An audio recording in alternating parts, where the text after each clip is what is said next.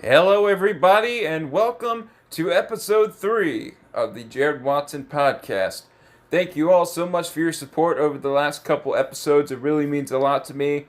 We are here to talk about everything MLB, from trade rumors to free agent signings and all the action leading up to opening day, which is March 28th. We are underway with spring training. We are already a week in. Teams are just getting into the groove of things, and we are one step closer to opening day. So the top free agent is finally off the market. And I'm talking about Mr. Bryce Harper. And he went to the spot that I thought would benefit him the most and benefit the team the most. I'm talking about the Philadelphia Phillies. Harper has signed a 13-year deal with the Philadelphia Phillies worth around $330 million. Yes, I'm so happy this happened.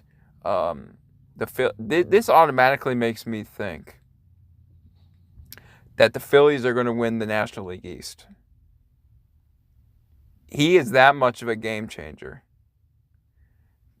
I think the Phillies are going to win the National League East now, and it's a good move for Harper. One, because he knows the division well.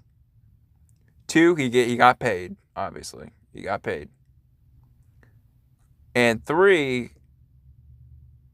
the Phillies needed a right fielder, so he filled in that slot for them. The Phillies desperately needed a right fielder. In fact, I think last time I said that their starting right fielder right now was Nick Williams. Nick Williams. Compared to Bryce Harper, Nick Williams is not anything close to Bryce Harper. The man got paid, folks. 13 years for $330 million. It's the 14th richest contract in MLB history. I love the deal. I really do. I think it's going to benefit both sides. And actually, there's no opt-outs anywhere in the contract. And it includes a full no-trade clause. So the Phillies made a big commitment. And so did Harper. 13 years. He's 26 now. He'll be 38 when his contract ends with the Phillies. So he must really want to be locked down somewhere. He must really want to be locked down somewhere. To me, it was the best free agent on the market. In a couple years, that's going to be Mike Trout. And there were rumors that if the Phillies didn't get either Manny Machado or Bryce Harper, that they would pursue Mike Trout. I don't know if this is still going to happen. The Phillies spent a lot of money this offseason. A lot of money. Over $400 million, if I'm thinking correctly. So I don't know if this puts them back on the Mike Trout note. We'll see. I don't think Mike Trout's going to re-sign with the Los Angeles Angels. I just don't think that's a realistic possibility. But we'll see. And Harper is going to be good for the Philadelphia Phillies. We're talking about a top 5 player in Major League Baseball. And it just fits so perfectly. I mean, Manny Machado fit with the Padres. They needed a third baseman. Their third base hole was wide open. Manny to the Padres made sense and worked out really well. And I think this deal is going to work out well too. The Phillies are in the playoff hunt. I can guarantee you they're going to make the playoffs this year, just because of signing Bryce Harper. He's that big of a difference maker, people. He's that good of a player. They're going to put him in right. Andrew McCutchen in left, Odubel Herrera in center, and Bryce Harper in right. That's not a bad outfield. That's a pretty darn good outfield. He'll be seeing the Nationals 18 to 19 times a year.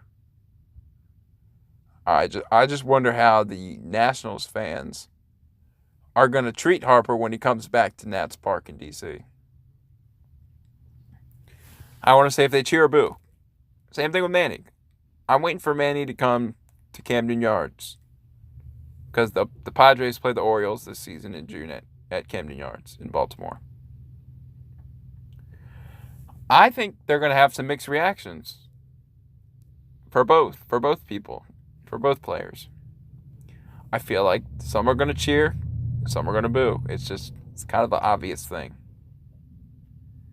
Especially Manny, because there was an interview earlier this week with Manny, and he was saying how Baltimore didn't show him any love. Well, that's not true.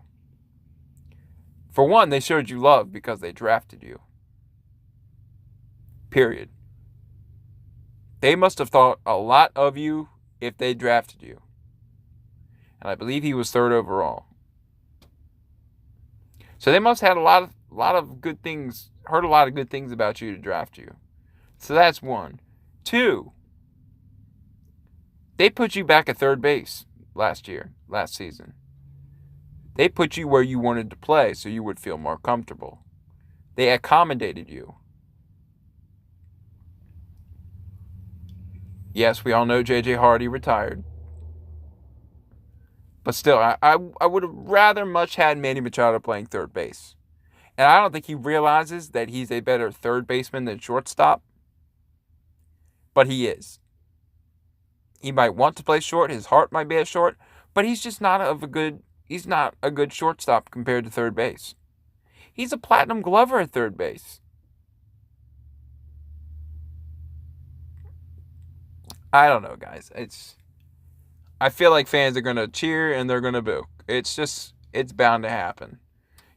Especially for Harper, joining a team in the division in the National League East. He knows it well. Nats fans might not like that. Before the Harper signing, I still thought the Phillies were going to be good and possibly make a wild card spot. But I think, like I said earlier, this locks them up in the division. I thought the Mets were going to do something good. The Mets built a lot this year. They got a lot of key players. They got Robinson Cano. They got Edwin Diaz. Jed Lowry. Bunch of pieces. I don't consider them the front runners anymore. I consider the Phillies. So, Bryce Harper signing a 13-year deal with the Philadelphia Phillies for around $330 million. Congratulations, Bryce. No doubt Hall of Famer in my mind. And we'll have to see whether he goes in as a Washington National or a Philadelphia Philly. So anyway, Bryce Harper, the biggest free agent this offseason, has signed. So we have some extensions to talk about.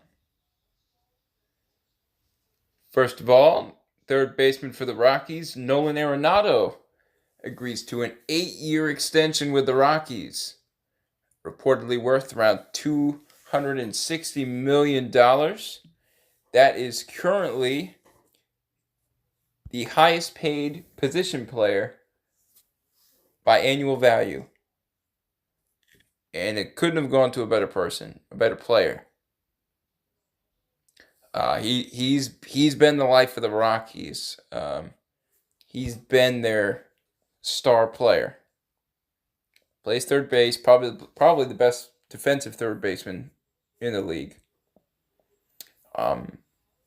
There was an opt-out after 3 years, which is good for Arenado, because it's basically saying, hey, if we contend in 3 years, great, I'll stay.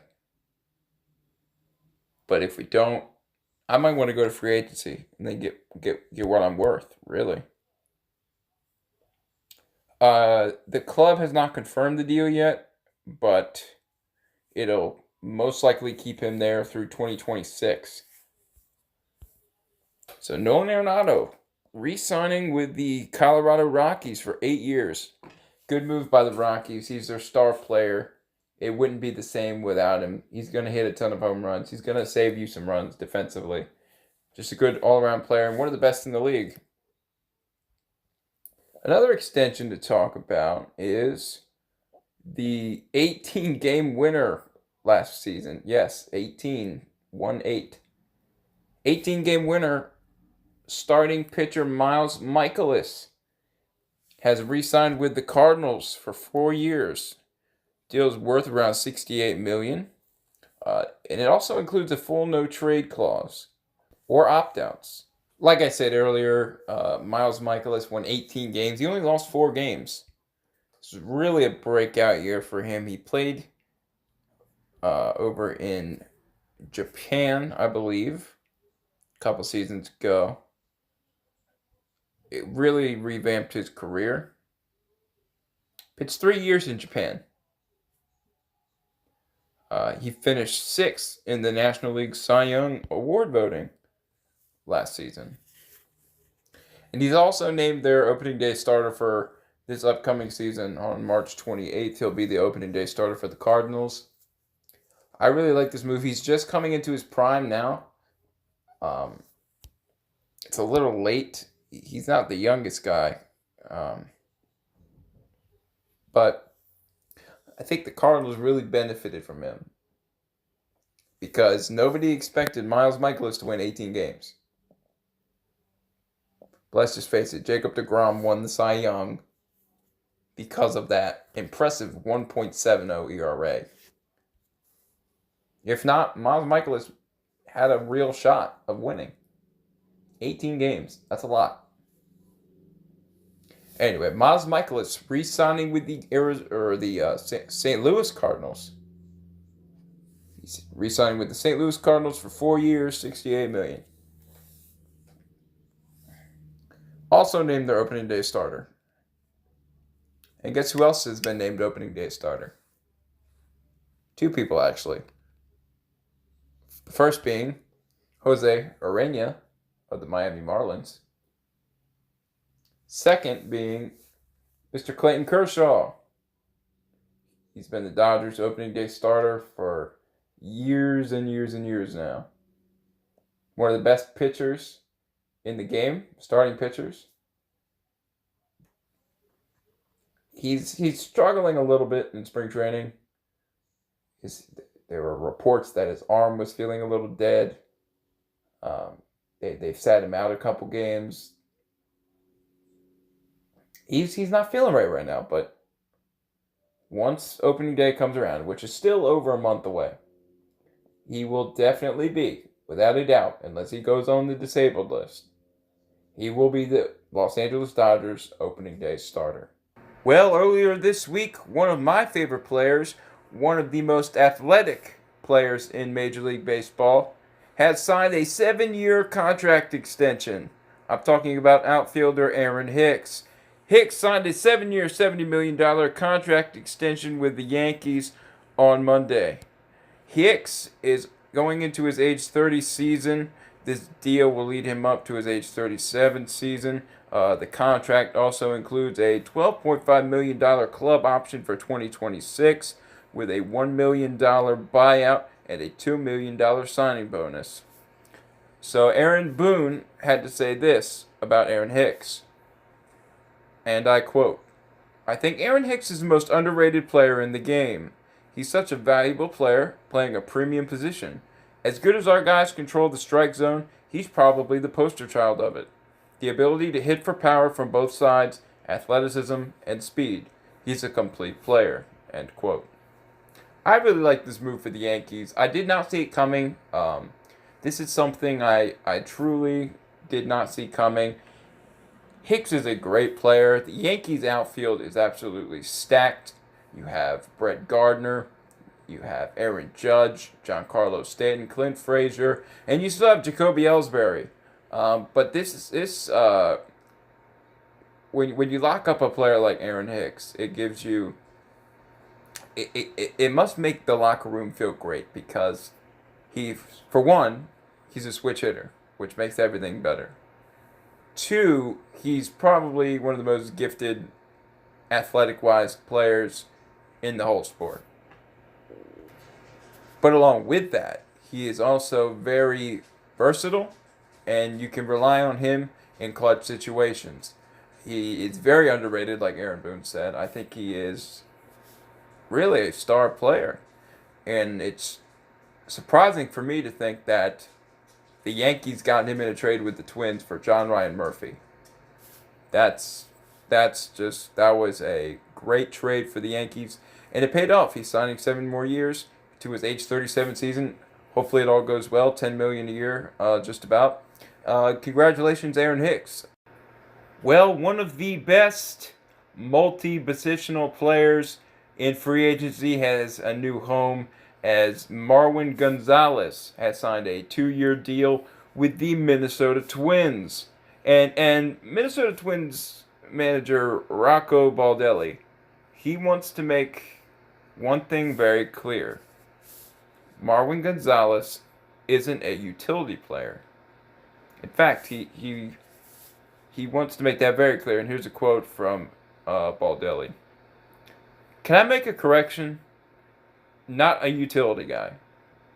And I only say that because it's something I've heard used before all the time. We consider Marwin an everyday player.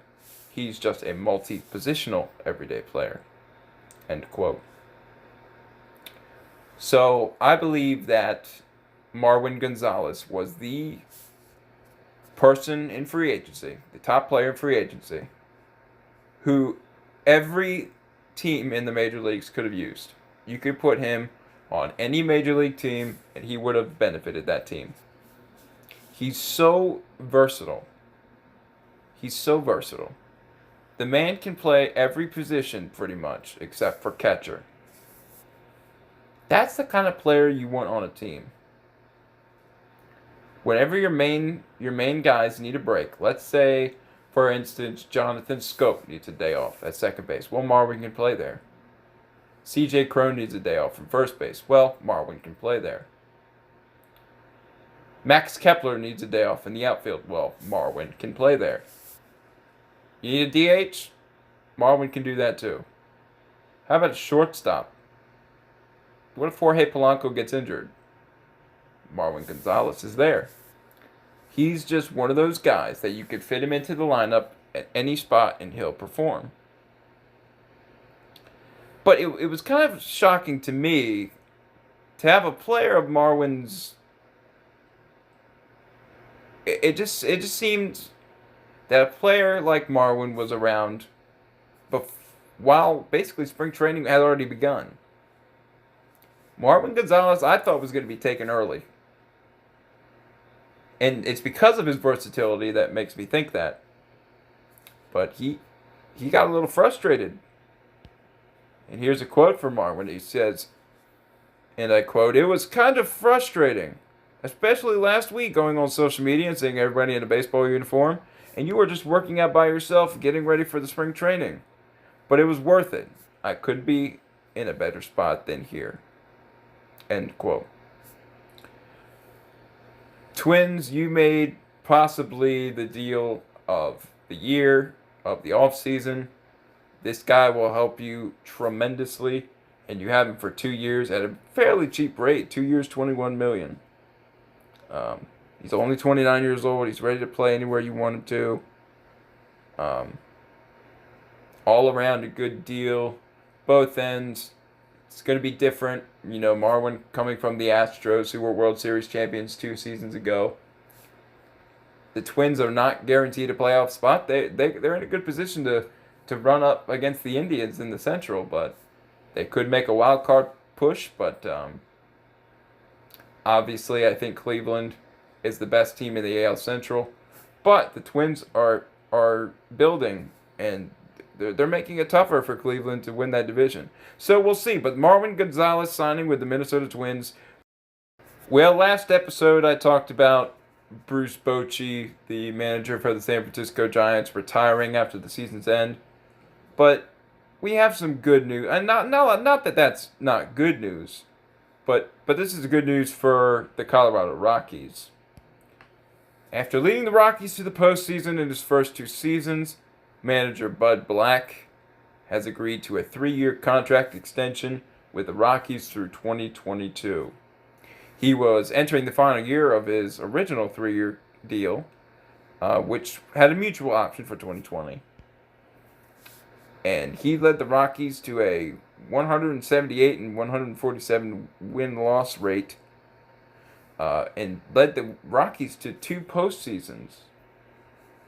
I like Bud Black. I think he's very underrated. You don't hear about him as much in the managerial uh, race. He is a good manager. He has a good team around him. You know, you got the what I consider the best third baseman in Nolan Arenado. Definite star up and coming in Trevor Story at shortstop. You got Daniel Murphy. I mean, you got Charlie Blackmon, one of the best outfielders in the game. The Rockies are a good team, and Bud Black got them back to the postseason. I think this is a smart move by the Rockies. I think Black really likes it there in Colorado. And I think that we could see more postseason pushes from the Rockies in the near future. Anyway, moving on to another topic. Uh, the San Diego Padres. We all know they got Manny Machado. They're moving him to third. So what does that mean for Will Myers? I swear, the Padres have had a time with Will Myers, trying to find the spot for him. They started him out in the outfield when he first got there. Then they moved him to first base. And then they moved him back to the outfield. And then they moved him to third base a little last year. But now, Myers is supposedly returning to center field to provide flexibility in the outfield.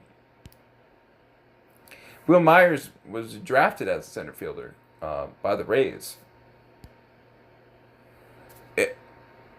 I don't know if I like this move. I think Myers is more of more of a corner outfielder, I should say. But now that you have Myers in center, you can leave Eric Hosmer at first, which is good. And you don't have a DH in the National League, which I will say this till it happens. Teams in the National League need to have a DH. Who wants to see a pitcher up when you can have a Nelson Cruz come up? Or an Aaron Judge or a JD Martinez? Who wants to see a pitcher bunt when you could have somebody like Will Myers, a DH, who can just hit all over the place? So Myers moving back to center field. I don't know if I like this yet. I'll have to wait and see how it turns out. It could work. I mean, he was drafted by the Rays as a center fielder, like I said. So I don't know. I just think that Manuel Margot would be a better option in center field for them. He was their center fielder the last couple seasons. I just think that's a better move, but we'll see. I mean, I don't think he's going to play all 162 in center field. But I think he's definitely a better corner outfielder than he is a center fielder. But I'm not Andy Green. I can't make those decisions. So some minor news. Minor signing for the Texas Rangers earlier this week. Logan Forsythe going over to Texas. He's an infielder. Gives you great utility depth. You can play him pretty much anywhere. Most likely at, I would say, third base. It's going to be between him and Asdrubal Cabrera, because they got Elvis Andrus at short and Rougned Odor at second. At first base, probably going to be Joey Gallo. So I think he will be in a platoon situation with Asdrubal Cabrera for the third base job. When in doubt, he'll be on the team. He'll be a bench player. Worst comes to worst. Low risk, high reward deal. I've said it a billion times. Low risk, high reward deal. Gives them some more depth in their infield. Logan came over from the Dodgers to the Twins last season at the trade deadline. Went from the Dodgers to the Twins for the Brian Dozier trade. So he spent most of the time last season in LA, went over to Minnesota. I had the feeling he didn't like it there, which my guess was right. And them signing Jonathan Scope, the Twins getting Scope at second base. So there's really no need for Forsythe there anymore. So Again, Texas building in their infield depth. They get Logan Forsythe on a minor league deal with an invite to spring training. Low risk, high reward deal. Well, folks, St. Louis found their backup catcher as they signed veteran catcher Matt Wieters to a minor league deal with an invitation to spring training. Wieters will most likely be the backup role for the Cardinals with Yadier Molina starting. I think that this is a good sign. I mean, again, I say this about 1,000,000 times an episode, but it's so important and it's just something you can't avoid. Matt Wieters was a low-risk, high-reward signing for the Cardinals. To me, I think Wieters probably could have gotten a starting role in places like Oakland. I know Oakland needed a catcher. I think their starting catcher is Nick Hundley right now. Probably could have landed a starting job there, probably for Texas, the Texas Rangers. I think they have Jeff Mathis as their starting catcher. So he could have went to a bunch of different places and could have easily slid into a starting role. But nonetheless, he is the new catcher for the St. Louis Cardinals, likely to back up Yadier Molina.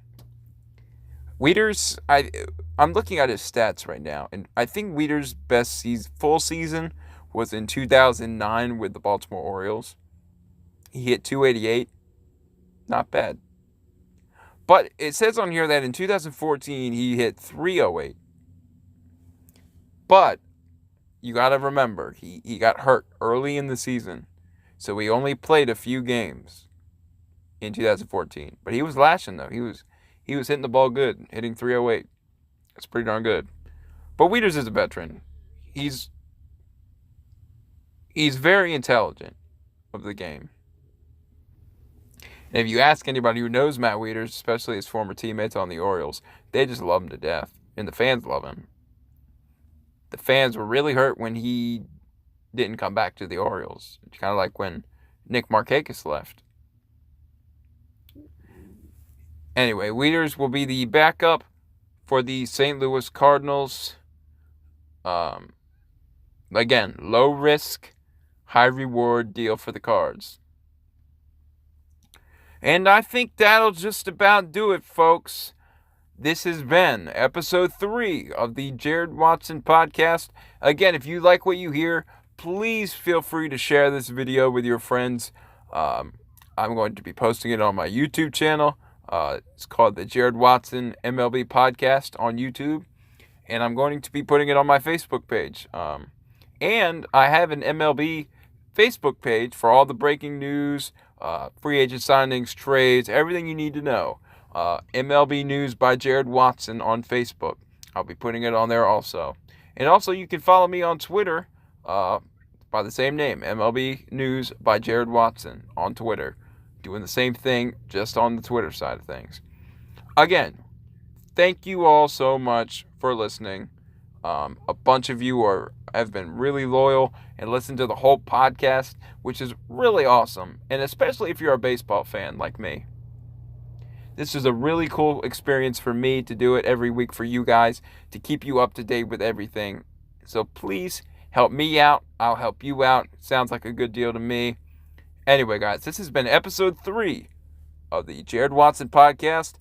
And I am your host, Jared Watson. Again, thank you very much. Please feel free to share. Signing off. God bless you all.